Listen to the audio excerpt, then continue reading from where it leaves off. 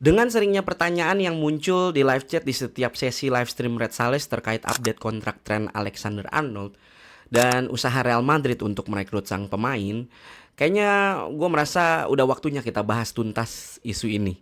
Mulai dari situasinya sampai dengan metode perekrutan Real Madrid, biar kita dapat gambar besarnya sehingga mungkin di akhir video nanti kita bisa memprediksi apakah pada akhirnya Trent akan cabut atau bertahan, dan tentunya menilai mana yang lebih menguntungkan buat Liverpool.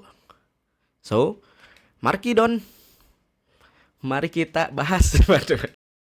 Bagian 1, situasi saat ini. Seperti yang udah ramai belakangan ini dibicarakan, kita sebagai fans Liverpool tidak bisa menghindari fakta bahwa satu, Real Madrid kehilangan bek kanan andalan mereka, Dani Carvajal, karena cedera ACL dan diprediksi akan absen sampai musim depan. Yang kedua, Ancelotti juga kabarnya udah minta backup di posisi right back ini sejak Januari musim lalu. Lalu yang ketiga adalah, kalau nggak salah, terakhir kali Real Madrid membeli seorang bek kanan ini adalah di tahun 2015, which is itu sekitar 9 tahun lalu lah kira-kira.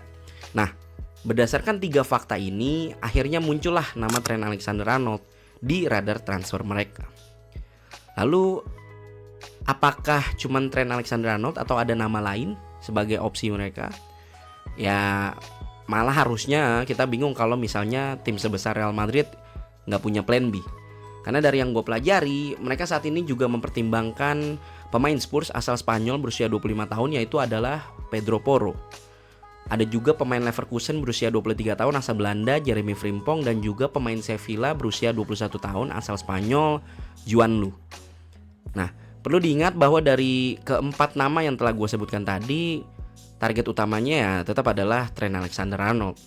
Bagian kedua, kompabilitas. Sebenarnya kalau dilihat dari segi gameplay, Trent akan kurang cocok di sistem yang sudah dibangun sama Ancelotti, dimana dengan adanya Valverde sebagai gelandang kanan yang suka bermain ke dalam untuk membangun box di lini tengah, membuat Real Madrid membutuhkan seorang bek kanan yang bisa bermain lebar dan aktif naik turun di sisi sayap. Setidaknya itu kalau kita menilai Trent Alexander-Arnold dengan gameplay baru yang mulai ia mainkan di 2 musim terakhir, di mana dia lebih suka masuk ke lini tengah dan memanfaatkan area yang lebih baik untuk melancarkan operan-operan ciamiknya. Tapi kan kita sebagai fans Liverpool tahu betul ya, prime-nya Trent Alexander-Arnold itu adalah justru ketika dia memainkan peran sebagai mesin serangan Liverpool di sisi sayap. Dari sini kita paham bahwa secara sistem Trent bisa saja kompatibel dengan sistemnya Ancelotti, nggak ada masalah. Bagian ketiga, sisa kontrak. Selain cocok dari segi gameplay, alasan lain yang bikin Madrid ngebet untuk datengin Trent Alexander-Arnold adalah sisa kontraknya. Proses pembicaraan antara sang pemain dengan Liverpool saat ini sih masih berjalan. Namun seperti yang sama-sama kita tahu, kontraknya Trent itu akan segera habis di akhir Juni 2025. Dan di awal Januari nanti, dia akan dipersilakan untuk memulai proses negosiasi dengan klub lain.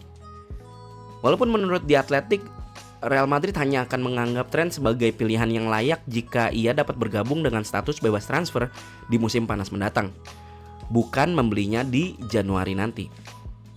Nah, situasi seperti ini mungkin terdengar familiar, khususnya bagi fans Madrid ya, dimana klub ini seneng banget menargetkan pemain yang kontraknya itu udah hampir habis.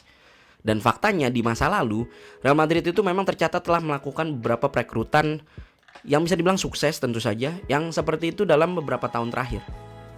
Bagian keempat, metode perekrutan berdasarkan peluang pasar. Sebenarnya kalau ngomongin metode perekrutan Madrid saat ini, itu ada 3 metode sebenarnya untuk bisnis transfer mereka. Yang pertama, Madrid itu sekarang cenderung mengejar talenta-talenta muda yang secara biaya tentunya lebih murah, seperti contohnya Vinicius Junior dan juga Rodrigo. Yang kedua, mereka juga sesekali nggak ragu juga sih untuk menghabiskan banyak uang untuk pemain yang mereka anggap sebagai talenta generasional seperti Jude Bellingham. Dan yang ketiga adalah metode yang disebut sebagai metode perekrutan berdasarkan peluang pasar. Ini yang mau kita dalami. Metode ini adalah sebuah strategi yang sebenarnya mencerminkan perubahan identitas Real Madrid. Kalau dulu kita tahu ada masa di mana Real Madrid adalah tim yang secara finansial sangat-sangat kuat, Lain halnya dengan sekarang. Dewan direksi mereka sadar bahwa Real Madrid bukan lagi operator paling kuat di sepak bola Eropa secara finansial. Dibandingkan dengan kekayaan klub-klub Premier League dan kekayaan klub-klub yang di backup sama negara seperti PSG, ini adalah metode yang membuat mereka berhasil mendapatkan pemain-pemain luar biasa seperti David Alaba, Antonio Rudiger, dan juga Kylian Mbappe secara bebas transfer. Mereka juga berhasil mendapatkan Thibaut Courtois, Eduardo Camavinga, dan juga Brahim Diaz, dengan semuanya direkrut ketika kontrak mereka tersisa kurang dari 1 tahun. Bagian kelima, trio aktor perekrutan Real Madrid. Setidaknya ada 3 aktor di balik bisnis transfernya Real Madrid. Yang pertama itu adalah Juni Calafat sebagai kepala pencari bakat. Yang kedua adalah Direktur Jenderal Jose Angel Sanchez yang memimpin proses negosiasinya. Lalu yang ketiga siapa lagi kalau bukan Florentino Perez yang memiliki keputusan akhir. Langkah perekrutannya biasanya dimulai dengan Juni Calafat bersama tim pencari bakatnya membuat analisis mendalam setelah melihat calon pemain di TV dan secara langsung. Setelah itu, Calafat juga bertanggung jawab untuk menjalin kontak pertama dengan agen pemain dan keluarga mereka. Nah ini nih yang merupakan elemen kunci, yaitu sisi kemanusiaannya mereka sentuh gitu. Nah kalau udah gitu, barulah si Jose Angel Sanchez memulai bergerak untuk melobi yang keputusan akhirnya nanti tentu saja ada di Florentino Perez. Nah terkait sisi kemanusiaan yang tadi gue bilang, ini sudah terbukti ya secara singkat gampangnya nih ya. Sabar dan dekati keluarganya itu adalah strategi yang membuat Madrid setidaknya sukses memboyong pemain-pemain luar biasa tadi yang David Alaba, Rudiger, Kylian Mbappe secara bebas transfer. Jadi mereka akan mendekati keluarga pemain ya kan, beberapa waktu tuh dideketin dan tidak terlalu ngotot juga gitu. Lu bisa baca kasusnya Kylian Mbappe misalnya sebagai contoh. Mungkin lu bisa googling lebih detailnya gitu ya terkait pendekatan yang dilakukan sama Real Madrid. Bagian keenam, Scouser in our team. Kita udah bahas secara detail dari sisi Real Madrid, memahami sudut pandangnya dan mempelajari bagaimana tim Spanyol itu bekerja.